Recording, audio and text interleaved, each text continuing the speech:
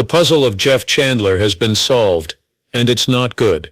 Jeff Chandler was born Ira Grossel on December 15, 1918 in Brooklyn, New York. He was an incredibly good-looking and skilled American actor and singer, whose work changed Hollywood for a long time in the middle of the 20th century. Chandler was a famous leading man in the 1950s.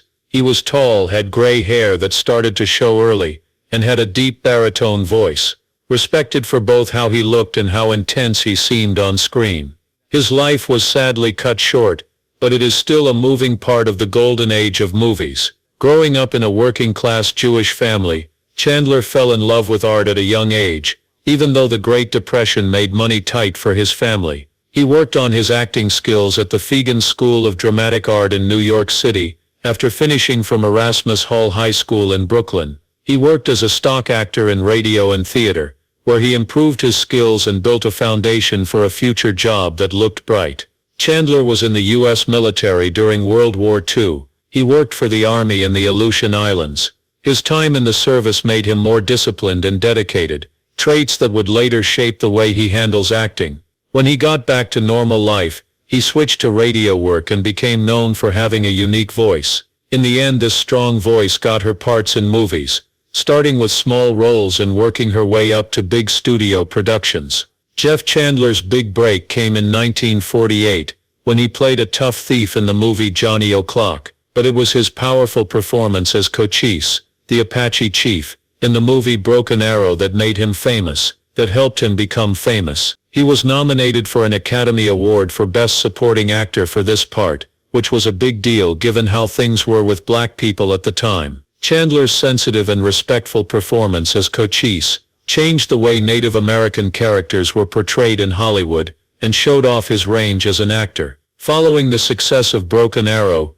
Chandler was in high demand as a leading guy and was in many movies of different types. He was in action movies like Smuggler's Island, 1951, war movies like Merrill's Marauders, 1958, and westerns like The Jayhawkers, 1959. He also worked with some of the best actors of the time, like Jane Russell, Rhonda Fleming, and Maureen O'Hara. Chandler was known for playing heroes who were both strong and weak, guys who were tough but had complicated feelings. Jeff Chandler was a great actor, but he was also a great singer. In the 1950s, he put out a number of records with ballads and romantic standards that showed off his smooth baritone voice. Even though his musical work wasn't as well known as his film work, it still showed how versatile he was as an artist. His recordings, which included songs like I Should Care and All I Do Is Dream of You, showed a softer side of him than the rough figures he often played in movies. Chandler was also interested in how things were made, and how stories were told behind the scenes. He set up his own production business to have more creative control over the projects he worked on. This move showed that he wanted to be more than just a star and play a bigger role in shaping movie stories. At the time, this kind of entrepreneurial spirit wasn't common among artists, and it showed how ambitious and forward-thinking Chandler was. Jeff Chandler married actress Marjorie Hochel in 1946, when he was just starting out in the movie business. Hochel had a small acting career before she stepped away from the press. She had worked in Hollywood and on stage. At first, the couple seemed like a happy and glamorous Hollywood couple. People praised their good looks and public appearances. Jamie Tucker, born in 1947, and Dana Grossel, born in 1949, were their two girls from their marriage. Chandler was born Ira Grossel, and Dana later added that name to her last name. The family got used to living in Los Angeles, and for a while it looked like Chandler was able to balance being a dad and becoming famous. But things were not going well in the marriage behind the scenes. The couple broke up in 1951,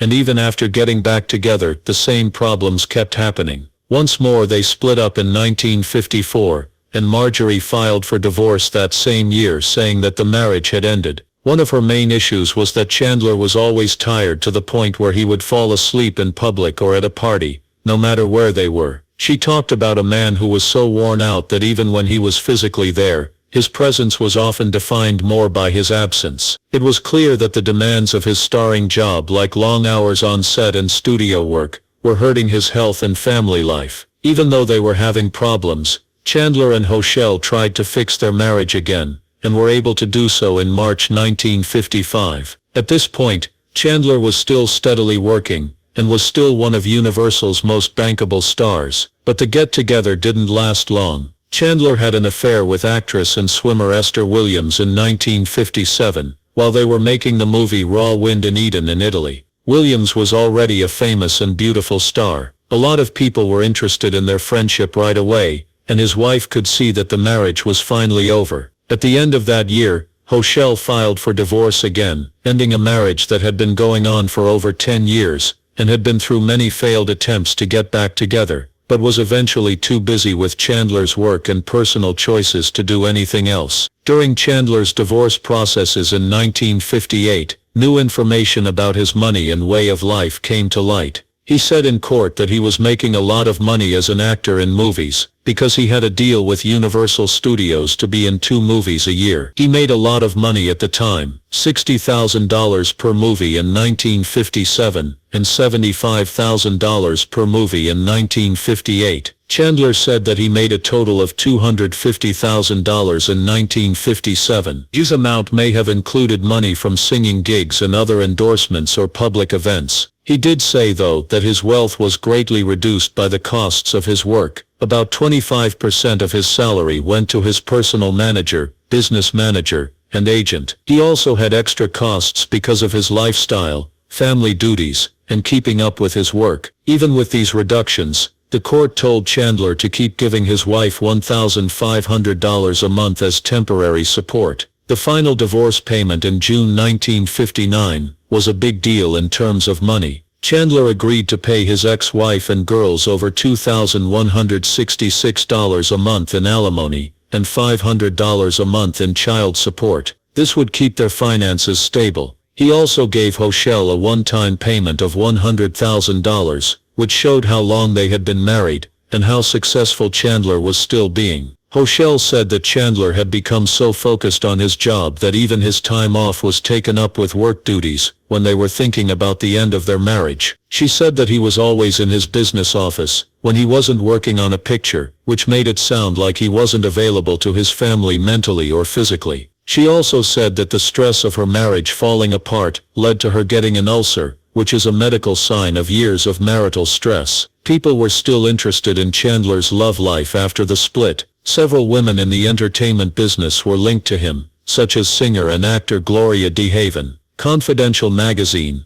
a famous tabloid of the time that focused on Hollywood gossip, wrote about their relationship, which had been kept quiet at first. During a trial involving confidential private investigator, Fred Otash said that agents had been following Chandler and DeHaven to find proof of the affair. This showed how hard the tabloid press worked to get juicy stories, often at the expense of celebrities' privacy. Years later, in 1999, when Esther Williams' book The $1 Million Mermaid came out, it caused the most controversy in Chandler's personal life. She said that they were no longer together in it, because Chandler told her she was a transgender person after she asked her to marry him. The report caused a stir in the media, bringing Chandler's private life back into focus decades after he had died. The Los Angeles Times says that many of Chandler's friends and co-workers strongly denied Williams' claims. One person who spoke out in Chandler's defense was actor Jane Russell, who said, "I've never heard of such a thing. I would never guess that Jeff would cross-dress. It was clear that he was all man." Others in the entertainment industry agreed with her, that they didn't believe it, saying that the claim was either not true or was exaggerated. People were shocked by the claim because Chandler, who was known for his masculinity and deep voice, had always played a strong traditionally male role on screen, and to the people who had worked with him a lot. Besides Williams and DeHaven, Chandler was also linked to the well-known actor Ann Sheridan. Chandler became known as a charming and sought-after leading man off-screen as well as on-screen, because of his relationship with her, even though it was never acknowledged. Jeff Chandler kept his playing career going, even though he was going through a lot of personal problems, often playing tough, good and brave characters in movies. But the ups and downs in his personal life, failed marriages, relationships, media attention and unconfirmed rumors, gave a more difficult picture of the man behind the camera. His focus on work seemed to come at the expense of his own happiness, and those closest to him often felt ignored or overpowered by his obsession with his job and public image. For many years, The name Jeff Chandler made people think of a leading man with silver hair and a deep voice, who wowed viewers in the 1950s with his commanding screen presence and cool charm. Chandler became one of Hollywood's most famous stars by playing leading parts in classic movies like Broken Arrow, Meryl Streep's Marauders, and Sign of the Pagan. Though he had a public image, there was a troubling and mysterious set of events that led to his untimely death, and have puzzled fans for generations. There has been talk and speculation about this mystery for years, but new proof and testimonies have finally brought it to light, and what has come out is not at all like the good person his fans used to admire. Chandler passed away quickly in 1961, when he was only 42 years old, after what should have been a simple surgery for a slip. At the time, official accounts said that he died because of problems after surgery, including a blood infection and mistakes made by the doctors. But facts about his stay in the hospital raised red flags even then. Friends, co-workers, and even his ex-wife started to wonder how a man who seemed healthy could get worse so quickly while being treated at a reputable hospital. Rumors of treatments going wrong. Almost right away after he died, rumors started to spread about allergies that were ignored and staff carelessness. In the middle of the trouble was Los Angeles' Cedars of Lebanon Hospital, where Chandler had surgery and never came out again. Reports that didn't agree added to the puzzle. Some people said Chandler had been given the wrong diagnosis, while others said his allergic reactions to anesthesia and antibiotics were treated very badly. In an unexpected turn of events, a nurse at the time is said to have told Chandler's friend Sammy Davis Jr. that there was chaos in the operating room when Chandler started having seizures and allergic reactions. Thanks to recently released court papers and hospital records, we now know that Chandler was given a drug that he was allergic to, specifically a penicillin-based drug. This fatal mistake, along with poor tracking after surgery, caused him to quickly get worse. The hospital is said to have tried to hide their mistakes because they were afraid of court trouble and public anger. To make things even worse, there was a cloud of silence over the case for years afterward. Insiders in the industry thought that the studio system was working together to hide information that could hurt them. Universal Pictures had a lot riding on Chandler's image at the time. It was easy for them to get money for him because he was one of the few leading men who could play heroes successfully in westerns, war movies, and historical epics. Bad news about bad medical care and failed institutions would not only hurt Chandler's reputation, but it could also hurt the credibility of Hollywood's image during the Golden Age. On top of everything else that was sad, Chandler's personal life was full of stress and rumors. Talk about his personal relationships, including rumored affairs, tense marriages, and relationships with other women, made his public story more difficult. In later interviews, Chandler's ex-wife Marjorie Hochul suggested that there was more to his death than what the public had been told. She said that Chandler may have been more physically vulnerable because he was stressed out and tired. Chandler had been making personal visits and working long hours on movie sets, even though he was in a lot of pain. When stress was added to not getting the right medical care, it was like a perfect storm. Researchers and film historians have been able to connect dots that didn't seem to go together before thanks to digital records and renewed interest in Chandler's life. Investigative reporters found medical records that were thought to have been destroyed,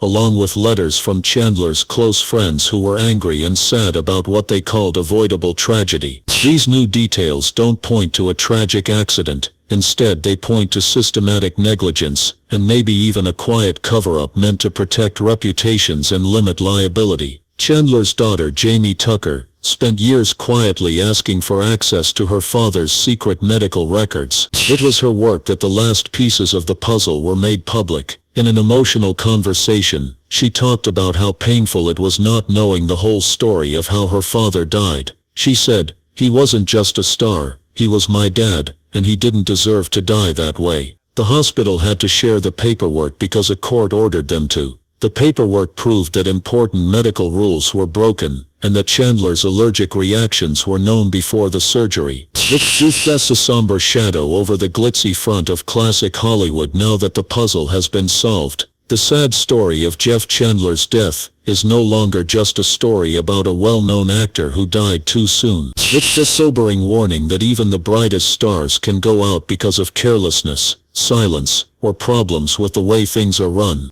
When fans watch his movies again, many of them feel like they know the man behind the parts better, and wonder how many other tragedies like this have been quietly buried in Hollywood history.